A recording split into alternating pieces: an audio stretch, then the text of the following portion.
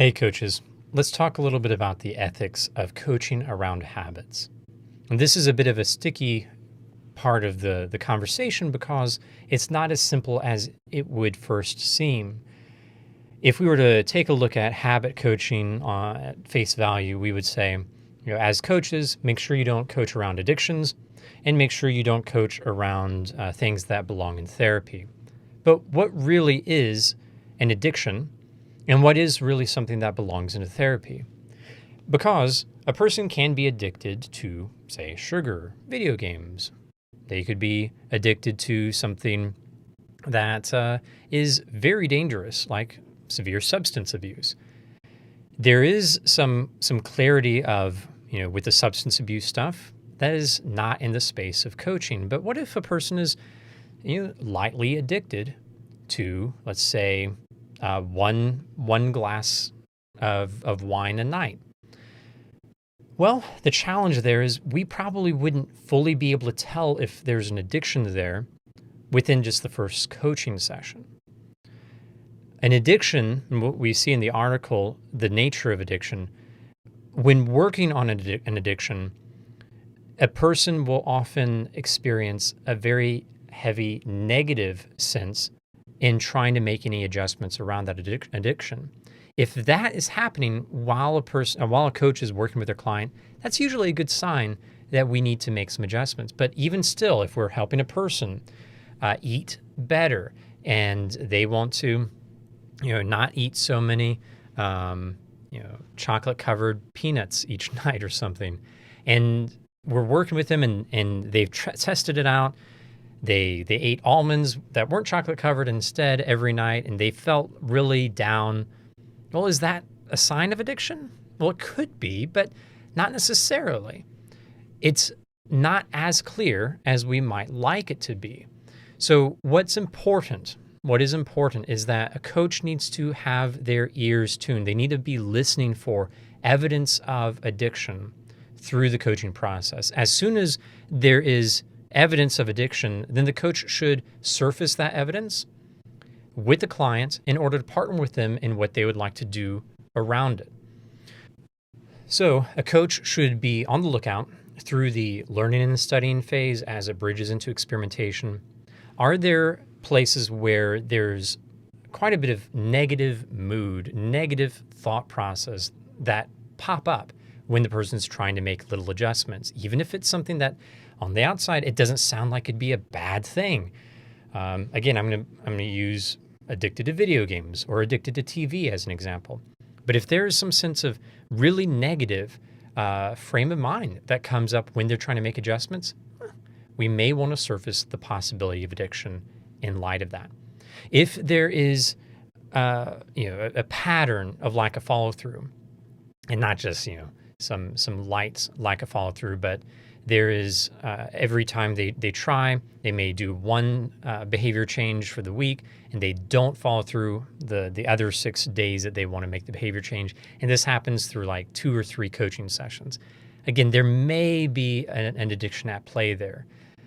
The challenge is it can just be simply part of the design process. Key thing is that negative mood. Keep an ear out for that. Be willing to surface the potential for addiction in that instance. I think one of the things that's most valuable to me, it's been very helpful as a guideline for when to offer referral. And I share this a lot, so sorry if this is a bit of a repeat. But if the addiction is there, the coach coaching around it, it didn't create the addiction.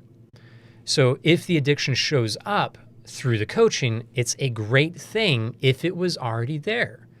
What I mean by that is if that addiction is in place, this person needs help in order to work on the addiction, in order to see success towards what they really want in life. As we see with Atomic Habits, for instance, the ability to achieve what we want in life is really about the habits we have in play. And so if there's an addictive behavior, or truly addictive behavior in play, that person's going to have a hard time reaching success without addressing it. So it's a good thing if the habit was there for it to show up through the coaching process, but as a good thing, it needs to be worked on by a trained professional, someone who is trained to work on addictions, so that they can work on that. It is a bad thing, but they can work on taking care of it. So I hope that's clear. We really do want these things to surface if they're there, because if you imagine, if there's an addictive behavior and we never help them surface that as a potential and never make a referral for them to go and have help with the addiction with a trained, licensed professional, then our work of pushing them, and challenging them to succeed in other areas of their lives, it's only gonna make things worse. It's only gonna bring that mood down. It's only gonna to cause a sense of failure and lacking of motivation. Hope this is helpful. I wish there were a more clear boundary within coaching, but I hope we've surfaced enough that helps you know when you should offer a referral. And the way you can also do this, if it's still a bit fuzzy, you can say, hey, I would like to share an observation here based on the way you've communicated over the past 2 coaching sessions about your lack of follow through and some of the negative moods that you brought up. It's not over the top that says to me, oh, wow, this is definitely an addiction, but these are possible signs of an addiction. I would encourage you to take a look at these signs and consider checking in with a therapist. Now, that's something that we can do. Maybe we can give it another week, see how the mood is there.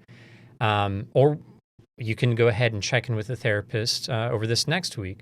At the end of the day, though, I do not want to coach you around this habit if it is addictive behavior, because that's not what I'm licensed to do or trained to do.